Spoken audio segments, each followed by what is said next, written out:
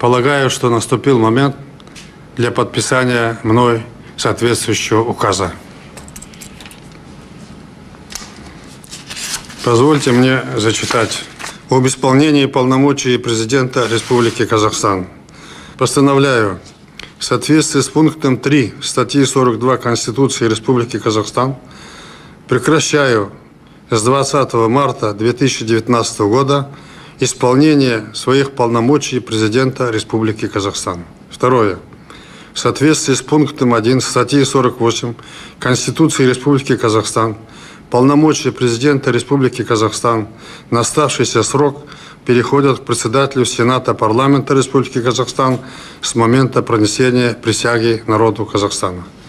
В соответствии с пунктом 2 статьи 42 Конституции Республики Казахстан, по согласованию с Центральной избирательной комиссией провести церемонию пронесения присяги народу Казахстана, вступающим в должность президентом Республики Казахстан, на совместном заседании палат парламента Республики Казахстан 12 часов 00 минут 20 марта 2019 года. Настоящий указ входит в действие с момента подписания.